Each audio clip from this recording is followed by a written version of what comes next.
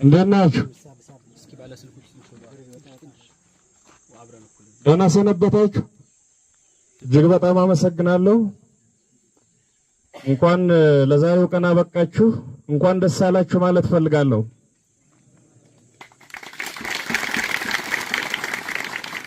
ከእናንተ ፊት በዚህ ቀን በዚህ ቅጽበት ስለቆም ከፍተኛ የሆነ ክብርና ኩራት ይሰማኛል።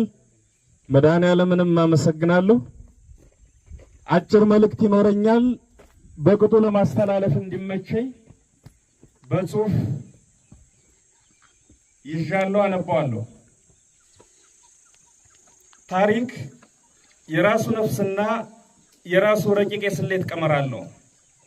ከነመፈጠራቸው የማይተዋወቁ ሁለት ሰዎችን በራሱ ልብ መርምሮ በራሱ ቀመር አንጥሮ ከየጥጉ ጎትቶ አምጥቶ ለአንድ ወርቃማ ዓላማ ሲል ያገናኛቸዋል። እናም ለብዙሃኑ እውነትና ነጻነት እንደ ጧፍ ያበሩ ዘንድ በፍቅር ያሰልፋቸዋል። ይበራሉ። በድቅድቅ ጨለማ መሃል የተስፋ ብርሃን የነጻነት ወጋገን ይሆናሉ። ይህ አስበው የማይዘልቁት የታሪክ ጥልቅ ምስጢር ነው። ታሪክ እኔንና እናንተንም በዚህ ዘመን በዚሁ ስሌት ለአንድ ወርቃማ የትውልድ ፕሮጀክት አገናኝቶናል። ዛሬ እየታገልን ነው፣ ነገ እናሸንፋለን፣ የአማራን ቀን እናመጣለን። በድጋሜ እንኳን ደስ አላችሁ። ህልውናችን እስካልተረጋገጠ ድረስ የዛሬ 50 ዓመት በዚህ ቦታ ላይ ሌላ አማራ ቆሞ ሁልጊዜም ስለመሰልጠንና ስለመዘጋጀት አስፈላጊነት ሊናገር ይችላል። መደራጀታችን፣ መሰልጠናችን፣ መታጠቃችንና ለህልውናችን መታገላችን የሚቆመው ህልውናችን የተረጋገጠለት ብቻ ነው። ይህ የዛሬ እናንተ ምርቃት የአማራ ህዝብ ትግልና የሀገሪቱ ጣፋንታ ተገፍቶ አንድ ጫፍ ላይ የቆመበት ምዕራፍ ላይ የሚደረግ ነው። ስራ የሚጠይቅ ነገር ግን የድል ታዛ ላይ የቆመ እጅግ አጓጊ ምዕራፍ ነው። ውድ ጓዶቼ፣ በዚህ አጋጣሚ አደራላችሁ የሚፈልገው ታላቅ ጉዳይ አለ። ዛሬ ለመመረቅ ላለፉት በርካታ ወራት ብዙ ወጣችኋል፣ ብዙ ወርዳችኋል፣ ብዙ ላብ አፍስሳችኋል። በአካልና በመንፈስ ጠንክራችኋል።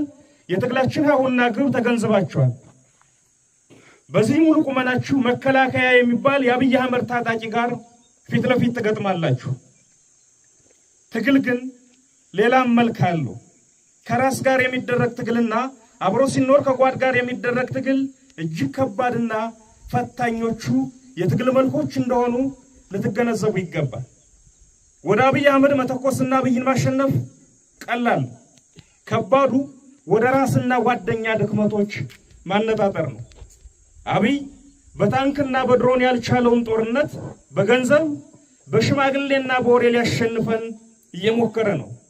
አንዳንዴ ከሺህ አብይ ታንከኛ አንድ ወሬኛ ትግላችን ላይ ጉዳት ሊያደርስ ይችላልና ጥንቃቄ ማድረግ ያስፈልጋል። እንግሊዞች ስራ ለፈቱ እጆች ሰይጣን ስራ ይፈጥርላቸዋል ይላሉ። ብዙ ጊዜ የወሬና ሐሜት ምንጩ መቦዘን ስለሆነ እያንዳንዱን ደቂቃ ለትግላችን በመድከምና በመስራት በማሰብ እናሳልፍ።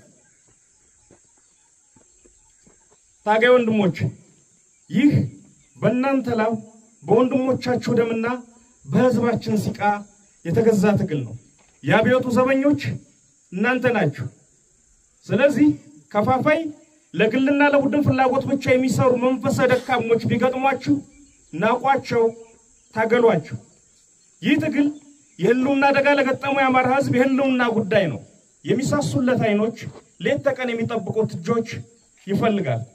እናም አደራ ክፋትን፣ ምቀኝነትን፣ ቅናትንና ተንኮልን ተጸየፉ። ማንም የግለሰብም ይሁን የቡድን ጠላት አማራ ላይ ይነሳ መግጠምና መጣል እንችላለን። እኒህ የመንፈስ ደዌዎች ከተጠናወቱን ግን ከጠላት ቀድመው እኛኑ ይጥሉናል። ፖለቲካችን ችላ ያለው ያልተሄደበት መንገድ ቅንነት ነው። ዓለም ደጋግሞ የሚወድቀውም በዚህ ምክንያት ነው። በተንኮልና በክፋት በቦካ ፖለቲካ ዓለም የራሱን እጅ እየበላ ለጊዜው ይረካ ይሆናል እንጂ የትም አይደርስ። ይህ የመሳሪያም የቅንነትም አብዮት ነውና ክፋትንና ተንኮልን ራቁ። የወንድምን ስኬት ውደዱ፣ ለሌሎች መኖር ልመዱ፣ ራስ ወዳድ እንዳትሆኑ። ህዝባችን እያለቀ ራስ ወዳድ እንደመሆን ትልቅ ወንጀል የለም። ከፍ ባላችሁ ቁጥር የበለጠ ትሁት ሁኑ። ይህንን የምላችሁ የዓለም ፖለቲካ እንዴት እንደሚሰራና እንደሚሰራ የማላውቅ ቂል ሁኝ አይደለም። ይልቁንም በመደበኛ ፖለቲካ ውስጥ ያለው መደበኛ የቅጥፈት መንገድ ውጤቱ ውድቀት እንደሆነ የዓለም ተሞክሮ በተለይ ደግሞ የራሳችን ልምድ ስለሚነግረኝ እንጂ።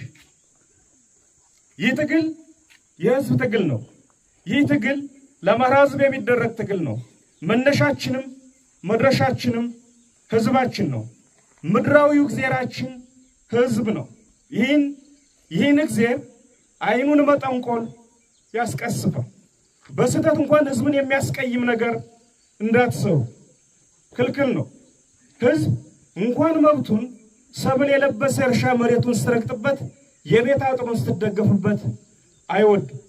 ህዝብ ፈጣሪያችን ነውና እንቅስቃሴያችን ያያል፣ እስትንፋሳችን ይለካል። ስለዚህ ጥንቃቄ እናድርግ። የአማራ ህዝብ የራሱ የሆነ ንጹህ ተቋም እንዲኖረው ብዙ ቀደምቶች ብዙ ደክመዋል፣ ታስረዋል፣ አካላቸውን ቅስማቸውም ተሰብረዋል፣ ህይወታቸውንም ሰጥተዋል። በቀጠለ ጥረትና ብዙ ድካም በዚህ በእኛ ዘመን ተሳክቷል። የአማራ ህዝብ የአማራ ፋኖ ብሔራዊ ንቅናቄን ፈጥሯል። ይህ ተቋም መድህናችን ሆኖ ወደ ምንፈልገው ግብ ያደርሰን ዘንድ በየዘርፉ የተሳሉ ፖሊሲዎች አሉት።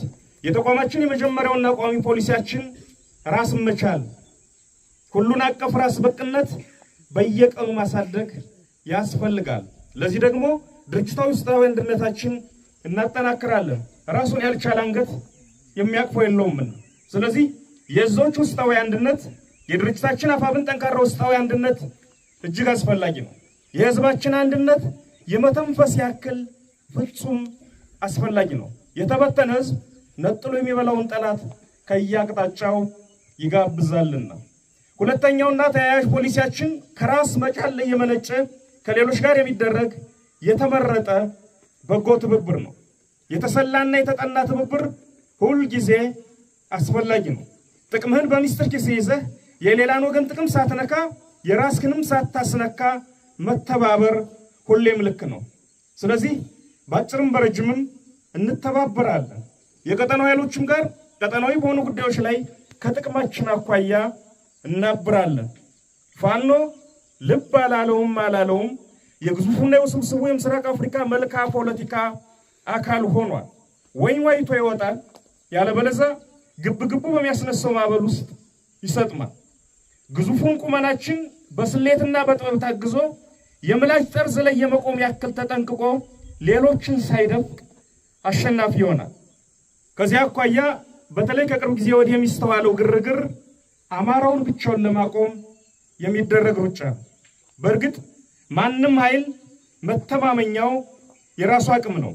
የማይሸሽ የማይለወጥና የማይነቅስ የራስ አስተማማኝ አቅም ነው።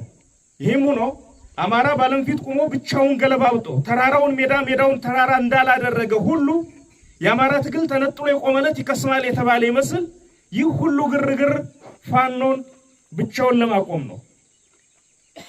ከ3 ዓመታት በፊት ሁሉም የጨዋታው ተሰላፊ የየራሱን ስሌት ይዞ በፕሪቶሪያ መድረክ ቢጫወትም በስምምነቱ ውስጥ የነበሩ የብዙዎች ተሰላፊዎች ድብቅ የጋራ ግብ ግን መቀጣጠል ጀምሮ የነበረውን የአማራና የአብዮት እሳት በጋራ የማጥፋት እቅድ ነበር ብዬ አምናለሁ። በዚህ አደገኛውን ሰደድ የማጥፋት ተልዕኮ ውስጥ ህወሓትና ብልጽግና በደስታ አብረው እንደሚሰለፉ የፕሪቶሪያ ስምምነት ሽማግሌዎችም እርግጠኞች ነበሩ ማለት ይቻላል። ምናልባት የትግራይ ኃይሎች ታሪካዊ ውሳኔ ወስነው ራሳቸውን ግሉል አድርገው ማቆማቸው እስኪታወቅ ድረስ በቀላሉ አማራን ጨፍልቀው ወደ ኤርትራ መሻገርና የየራሳቸውን ግብ ማሳካት እንደሚችሉ እርግጠኞች ነበሩ። ባልጠበቁት ሁኔታ ህወሓት የራሱን ስትራቴጂካዊ ስሌት ይዞ አማራን አልወጋም ኤርትራ ላይም አልዘምትም ሲል ቀመሩ ተዛባ። የአማራ ሁሉና ትግልን በመካከል በፍጥነት ሌላ ደረጃ ላይ ደረሰ። ከመጀመሪያው ቀን ጀምሮ በአንድ እጁ እየተዋጋ በሌላኛው እጁ የራሱን ትግሉን የሚመራ ተቋም ፈጠረ። ይህ ሲሆን የጨዋታው መልክ ሙሉ በሙሉ ተቀየረ ማለት ነው። አብይ አህመድ ግን እድሎች ከተገኙ አሁንም እዛው ጨዋታ ውስጥ መሆኑንና ተስፋ ለመቁረጡን የሚያሳየው በተለይ ባለፉት 3 ወራት ውስጥ አማራውን ለመነጠል የሚያደርገው ሩጫ ነው። በዚህ መሃል አንዳንድ አውቀው የተኙ ወይንም በአሞሌ ጨው ራሳቸውን የሸጡ የኛን ወገኖች ሳይ ሌላው ሁሉ ይቅር፣ ይህ ሁሉ ሩጫና ግርግር አማራን ብቻውን አቁሞ ለማጥፋት በመመኘት የሚደረግ መሆኑን እንዴት ማወቅ ተሳናቸው እላለሁ። ለዚህ ፍኝ እድሜስ ስንት ዓመት አሞሌ ይላሳል? በእኔ እምነት የፕሪቶሪያ አፈራራሚዎች ዋና ግብ ጸረ አማራ ብለው ያሰባቸውን ኃይሎች አስተባብረው እየተነሳ ያለው አዲሱ የአማራ አብዮት መንፈስ ላይ ማዝመት ነበር። ለጊዜው አልተሳካም። እነዚህ ኃይሎች የአማራ ልዩ ኃይል እንዲፈርስ ለአብይ ቀጭን ትእዛዝ ሰጥተዋል። ልዩ ኃይሉ ፈረሰ። ያም ሆኖ ያሰቡት ሳይሳካ እንዲያውም የፈረሰው ልዩ ኃይል ለትግሉ ልዩ ግብአት ሆነ። ትንሽ ገፋና ደፈር አድርጌ ከደመደም የፕሪቶሪያው ስምምነት በራሱ የአማራ ትንሣኤ ፍርሃትና ድንጋጤ ውጤት ነው። አማራው ባይነሳ ኑሮ የፕሪቶሪያ ስምምነትም አይፈጠርም ነበር። ለዚህ ነው አንዳንድ ወገኖች የአማራ የህልውና ትግል የዘመናት ፍጅትና መጎሳቆል ውጤት መሆኑን ረስተው በፕሪቶሪያው ስምምነት ምክንያት የተፈጠረ ኩርፊያ የወለደው ሊያስመስሉ ሲሞክሩ ሲታይ አስቂኝና አስተዛዛቢ የሚሆነው ፕሪቶሪያ የአማራን ትግል አልወለደም። የአማራ መነሳት ፕሪቶሪያን ወለደ እንጂ። ቆላም ነፈሰ ደጋ ጨዋታውን በደም ተጫውተነዋል። ስርዓቱንም እንደተረገመበት ሰይጣን አፍዝዘን አስቀምጠነዋል። እጣ ፋንታውንም በምንወስደው ቀጣይ ሙሉ ለሙሉ ገፍቶ ይመጣል እርምጃ ላይ እንዲወሰን አድርገነዋል። የዚህ ትብብር ስኬትና ውድቀት ግን የሚቀጥሉት ብዙ ዓመታት የእርስ በርስ እልቂት ወይንም ሰላምና ልማት ማለት እንደሆነ ሁላችንም ልንገነዘብ ይገባል። በዚህ አጋጣሚ ባለሀብት ነን የምትሉና ይህን ትግል ለማፍረስ በድለላ የተሰማራችሁ ወገኖች ታው ከፀሐይ በታች የምትሰሩት እያንዳንዱ ስራ ይታወቃል። እንኳን ከህዝብ ከጎረቤት ተጣልቶ መኖር ይቸግራልና አስቡበት። አርፋችሁ ስራችሁን ስሩ። በዚህ የፖለቲካ ድለላ ውስጥ የተሰማራችሁ አንዳንድ የሃይማኖት አባት ነን የምትሉ የየቤተ እምነቱ ሰዎችም ከዚህ ድርጊታችሁ ተቆጠቡ። ሌላው ቢቀር ቤተ እምነታችሁን ለሚያፈርስ ኃይል አካፋ አቀባይ አትሁኑ። ለምድርም ለሰማይም የማይሆን ነገር አትስሩ። በ80 ዓመታችሁ የ30 ዓመት ጆሮ ጠቢን አትፍሩ። በውድቀታችሁ የጣላችሁትን ዘመንና ህዝብ ልናቃና ስንደክም ደንቃራ አትሁኑ። ትንሽ እንኳን ፍሩ። ለውዱ የአማራ ህዝብ ያለምን መከራ ተሸክመሃል። እንድታልቅ ፍጅት ታውጆብሃል። ከዘመናት ሞት ቀመስ እንቅልፍ በኋላ ተነስተሃል። ጠላትህ አቁስል የምትወውር አይደለምና ሳትቀብረው እንዳትቀመጥ። ጠላት አንድነት ግን በወንዝ ለመክፈል በጎጥ ለመተልተል እየሰራ በመሆኑ በደምህ የገነባውን ቤት የሙጥኝ ይበል። እንደ ወትሮ ሁሉ በተለይ ደግሞ ከቅርብ ጊዜ ወዲህ አብይ የሃይማኖት ግጭት ለመፍጠር እየሰራ በመሆኑ መዋደድህ የበለጠ መጠንከር ይኖርበታል። በየቀኑ የሚከፈለውን ዋጋ ባውቅም በነፃ ይወጣምና አይዞህ በርታ። ለመላው ኢትዮጵያ ይህ ሰውዬና ቡድኑ በስልጣን ላይ እስካሉ ድረስ የማይጎሳቆል የማይራብ የማይታረዝና ህልውና አደጋ ውስጥ የማይገባ ኢትዮጵያዊ የለም አይኖርም። በኢትዮጵያ ምድር ላይ ቆሞ መራመድ እስከቻለ ድረስ መሬቱንም ህዝቡንም በግራም ሳይቀር እየለካ ከመሸጥና ከማጥፋት አይመለስም። ስለዚህ ሁሉም ኢትዮጵያዊ በያለበት ይነሳ። ለዓለም አቀፉ ማህበረሰብ በሙሉ ዛሬ ከአብይ ጎን ቆሞ የሚገኝ ብሔራዊ ጥቅም ነገ ከቀጠናው የሚመነጭ ትልቅ ብሔራዊ ኪሳራን ያመጣባችኋልና ከእውነት ከፍትህና ከነጻነት ኃይሎች ጎን ቁሙ። በተለይ አንዳንድ ሀገራት አብይ አህመድን መደገፍ አቁሙ። አብይ አማራን ሲፈጅ የትግራይን፣ የኦሮሞን፣ የጋምቤላን፣ የሲዳማን፣ የጉምዝን፣ የቤንሻንጉልን፣ የአፋርን፣ የሶማሌን፣ የጉራጌን በአጠቃላይ የሀገሪቱ ህዝብ ላይ እሳት ለኩሶ እያቃጠለ ቁሞ መመልከት ነገ ዓለም ቢጮህ የማይፈታው ቀጠናዊና ዓለም አቀፋዊ ምስቅልቅል ይፈጥራልና አስቡበት። ፍትህና ነጻነት ደንበር የላቸውም። እንደ ፀሐይ ለሁሉም መሆን ለሁሉም መድረስ አለባቸው። ለሚሊሻ መደበኛና አድማ ብተና ፖሊስ አባላት በራሳችሁ ጸብ ውስጥ የጠላት ዱላም ገላጋይ መሆን ታሪክ የማይረሳው ክህደት ነው። ወደ ወገኖቻችሁ ኑ። ያለበለዚያ ዕጣ ፈንታችሁ አንደኛው ተራራ ስር ወይ አንዱ ጎዳና ላይ ደመከልብ መሆን ነው። አሁንም ቢረፍድም አልመሸምና ወደ ወገኖቻችሁ ኑ። በእኛ በኩል እንደ ወንድምና እንደ አባት እንቀበላችኋለን። ድል ለአማራ ሕዝብ፣ ክፋት ለማንም፣ በጎነት ለሁሉም። አዲስ ትውልድ፣ አዲስ አስተሳሰብ፣ አዲስ ተስፋ። ህልውናችን በተባበረ ክንዳችን። እጅግ በጣም አመሰግናለሁ። በድጋሜ እንኳን ለዚህ ቀን አበቃችሁ፣ እንኳን አደረሳችሁ።